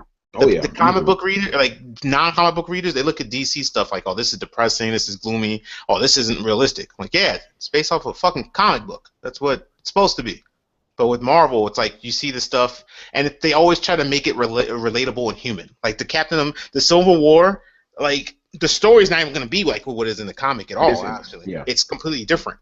And they did that with Age of Ultron, actually. But what they're trying to do is get you to focus mainly on, oh my God, his old friend. He's choosing his old friend over his new friend. What did Drake say? No new friends, or whatever that Stuart Hurley song was? And I can relate to this now. So a lot of people are going into it like that, or there's people that are just going to go into it, and they saw those action sequences, and I'm sold. Because that's what it was for me. I didn't care about the story, because I already know what the story was going to be. It was when I saw my man Falcon come out the air, hit that Insuguri kick, and land with the fist on the ground. I was like, let's go. Give me a date. I'll be in theaters. I'll be there to watch this film. The rest of the action sequences, it was just too much. Black Panther coming in, doing... First of all, I don't know what that kick was that he hit Bucky with, but he put his whole body into that dude's face. My man just left the earth. And then the part where they show, and I don't think people understand the importance of this, because people don't understand how powerful Black Panther is. When they show him chasing Black Panther, and Black Panther is like 6 blocks ahead of this dude, he is dusting him. Okay? He is dusting this dude like you cannot catch him. The King of Wakanda, you're not catching him. You're not seeing him in the foot race. He's out. So, I mean, I'm shocked that I watched the trailer more than Brian. I've watched the trailer a good 12, 13 times, just trying to see all the details that I can. Can we please talk about the scene where Captain America is pulling a fucking helicopter down? Dude, do you know the trap muscles you have to have to be able to do? My man, oh my God, the scene where he drop kicked that one dude off the top of that whatever he was standing on. It doesn't matter because he wasn't there for long. My man left the scene. Like, he left the frame of focus. Like, he was gone. I was like, that's the best drop kick I've ever seen in my fucking life. This movie, like, this is what bothers me about Marvel. I'm not a Marvel fan anymore. I just haven't been for a long time. And when I watch the Captain America movies, they're always amazing to me. And it just makes me wonder, why don't they do this with all the other series that they make into live-action film? I don't get it. Like, they stay true to what Captain America is as a character and the dilemmas he goes through. They just put a kind of a modern, non-comic book spin on it. But, like, you can still be a comic book fan and watch a Captain America movie and enjoy it. Like, they're just amazing films, whether or not you like comics or not. I don't get why they don't do that. Because, I'll be honest, I watched Ant-Man. I didn't enjoy that. I didn't enjoy Ant-Man at all. I didn't care. I don't know why he got his movie, actually. They should have just gave Black Widow a movie, but that's a different discussion. This movie, I'm not going to say that. I'm still more hyped for Superman Batman because that's just going to be a fight on a larger scale.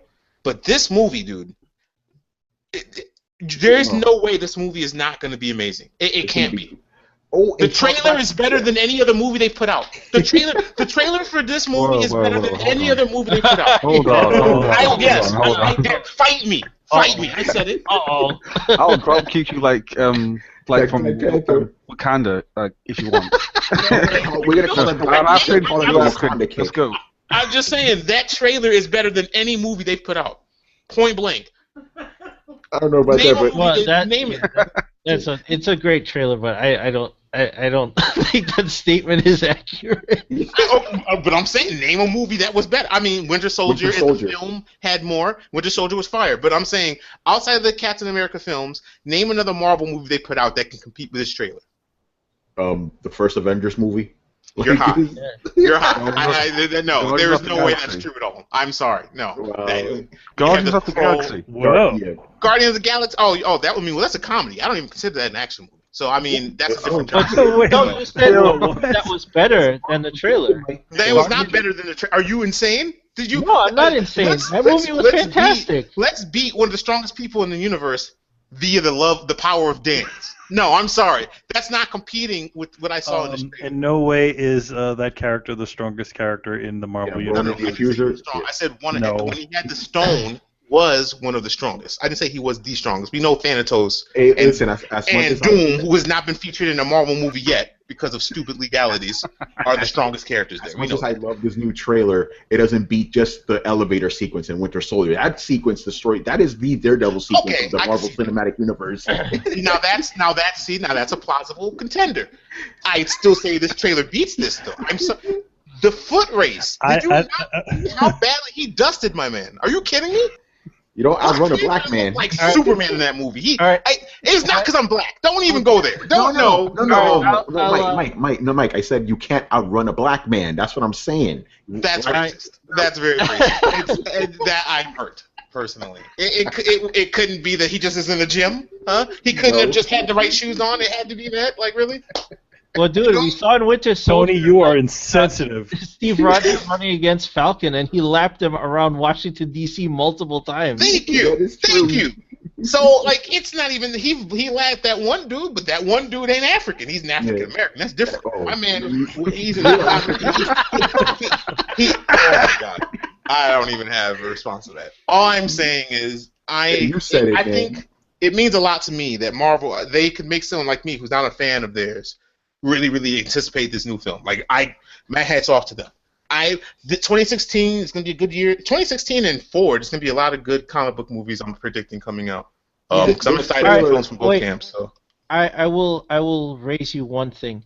I was far more excited when I saw the Hulkbuster armor come out in the Age of Ultron trailer. If you could have just cut down that trailer to Hulk and Iron Man punching each other, silly, up a building, and that has more power than this whole trailer. see, but what you're saying there, okay, that's a discussion about scale. I can't argue with you on that. That's a larger scale fight for obvious reasons. But that fight scene versus when you see my man Bucky and my man Cap going 2v1 against Iron Man, had my man on. First of all, the symbolism in that scene, the symbolism in that scene, where he's on his knees after begging this dude previously to reconsider his chances. He beats him into submission. And it was the tag team, the shield tosses, the synchronization. I'm going a little. I gotta calm down. It's very well done. I'm gonna fuck you up right now.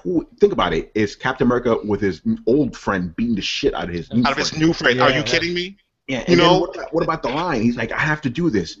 He's my friend. And Iron Man's like, I thought I was your friend. Are you kidding me? I was like, man, right in the heart. You want to have emotional stuff? That's how you do it. That's how you get me emotional. That hit me in the feels. This right happens with the exception of Ant-Man, because I wasn't too hyped about it, even though I did like the movie. This is another one of those trailers. I see a trailer, I'm like, can you please just freeze me for 6 months? And just after Star Wars, put me in stasis. Yeah, they can miss me with Star Wars. I'm good on that. No, I'm at the point like, listen, just freeze me. I'll watch Star Wars on DVD when it's going to be out by then. You know, I want to watch this fucking Civil War, man. What movie? What Marvel? Spider-Man's supposed to be in this film too, right? But, and let's talk about that, because Spider-Man did not show up in this trailer. But I think I was talking to Charles about it. Here's the thing. I was talking to Charles about this. Right, he brought up a good point. He says they're probably going to show him for the third trailer, like with Vision. Remember, they didn't show Vision until like the third trailer. That's what they're going to do, because right now they want to focus it on the Civil War between Iron Man and Captain America. That's what they want to focus on. But then at the end, that third trailer is like, hey, guess what? Swip Spider-Man. And the thing, I think the reason they showed the Black Panthers is because his film's coming up soon. So they probably want to start doing, and they just want to show off that badass costume. Let me tell you this right now. As badass as this trailer is, when the next trailer drops and it has Black Panther and Spider-Man, yeah, I'm not gonna lie. That's when I'm gonna be like, you know what? I'm gonna be online looking for leaked versions of the film. I won't even care. I will break the law. I have a question. So is it implied that Bucky? I don't know if he kills Jim Rhodes, but is it implied because you see Iron Man holding him, right? And obviously his chest is ripped open. I think Winter Soldier's ripped his freaking arc reactor out and fucking beat the shit out of him, right? Well, see, here's the thing. I was thinking that too. And here's my... I hope they didn't do that, because War Machine is a character that actually should have his own film.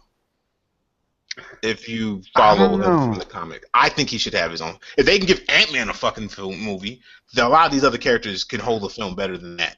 And you're forgetting this is a man who dons the title of Iron Man when Tony can't, because he's dealing with, like, his alcoholism literally catches up to him. He just can't put the suit on anymore.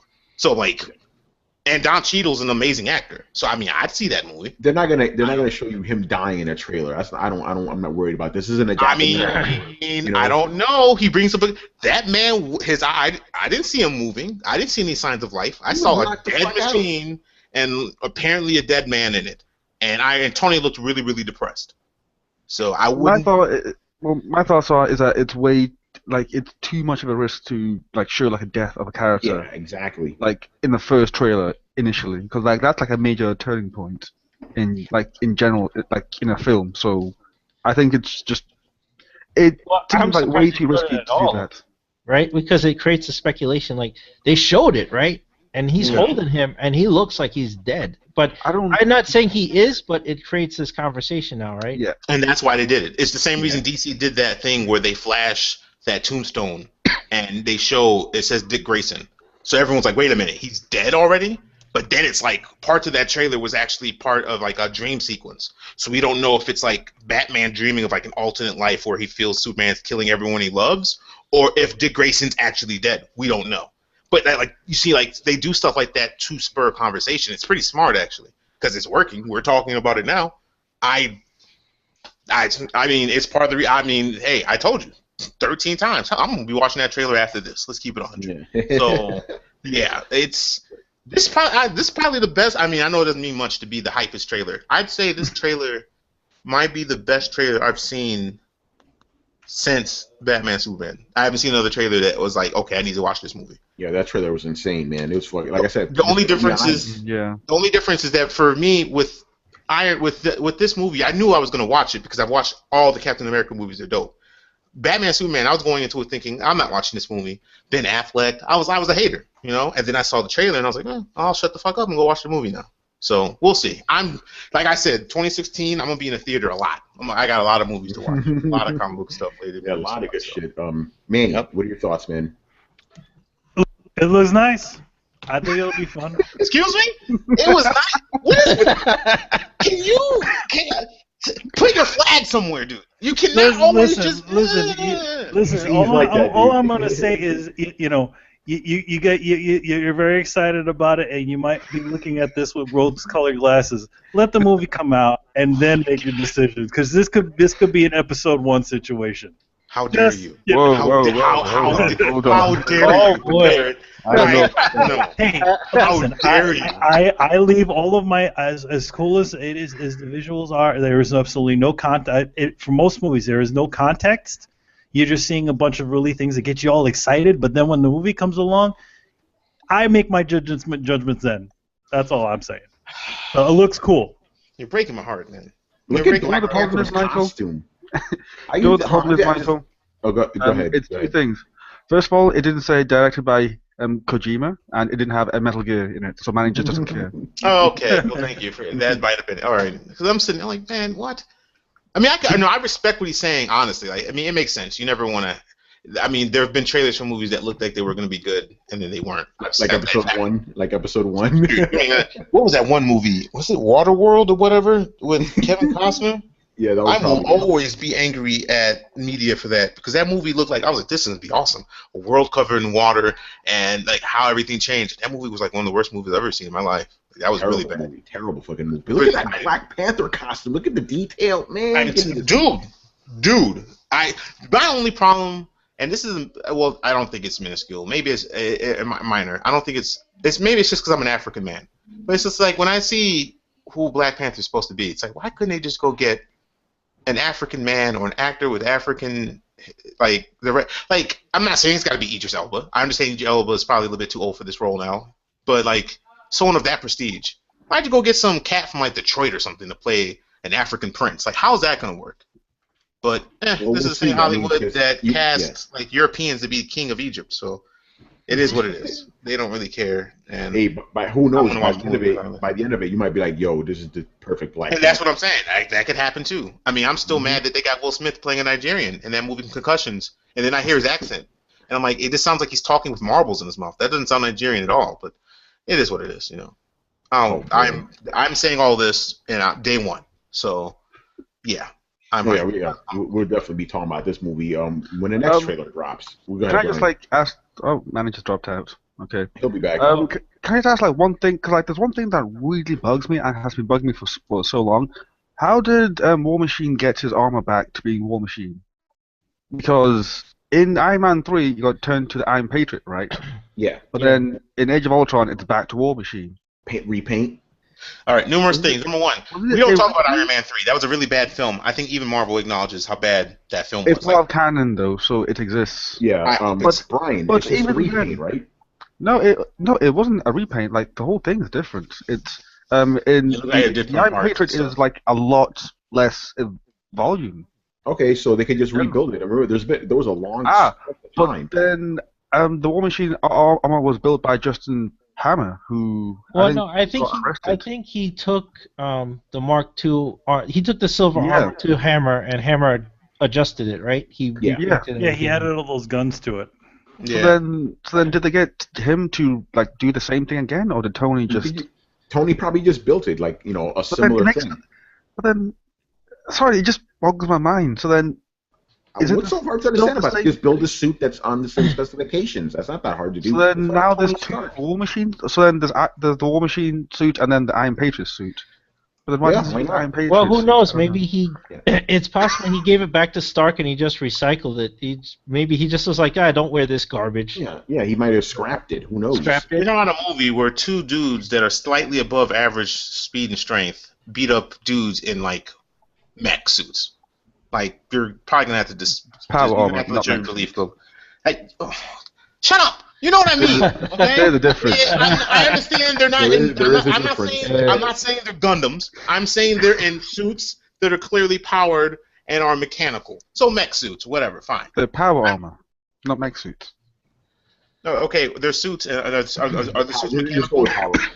Fine, power armor, whatever. The fact that in a 2v2 that these dudes are beating their ass, I mean, that should be raising questions. But I don't care. Well, It looks cool. well, think about it. Captain America is stronger than a normal human being, and Bucky has that fucking robot arm. So. Oh no, there I'm you go. aware. But then, like, you got to remember, like, the metal. Well, see, never mind, because they haven't really touched on the metal yet. Yeah. They've only hinted at what the metal of those suits are made of. See, Well, they got to do all the thing that. is that the And thing is Captain that America has a it is vibranium some shield, sort of too. metal alloy, but according to the comics, what's his face's arm is made out of the same shit that Captain America's shield. Vibranium. So there Yeah. you go.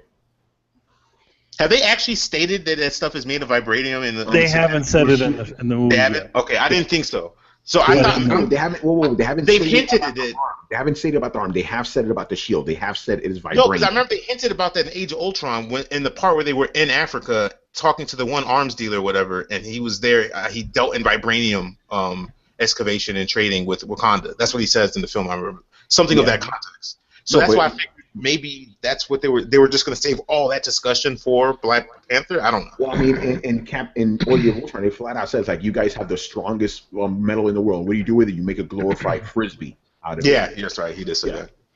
And that's the other thing. Well, they have to say that because they don't have the rights to mention adamantium. They So can. No. as far as they know, that is the strongest metal in Midgard. That Thor's hammer is. Well, that's a different discussion. You guys don't need to know about it. Yeah, Uru metal. That's what you're talking Yeah. about. But yeah, that vibranium is the strongest metal in the Marvel Cinematic Universe, not in the Marvel Comics universe.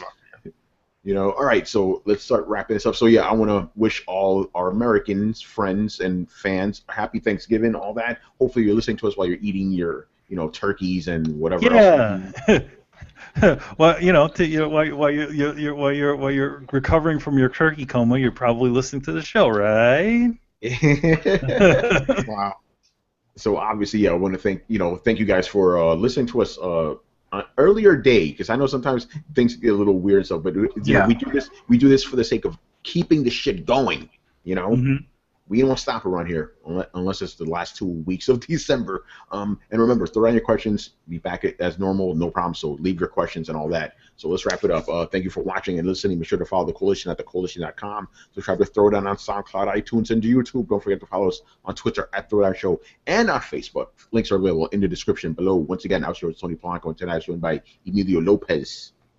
Pull the string. Pull the string. Brian Majoma.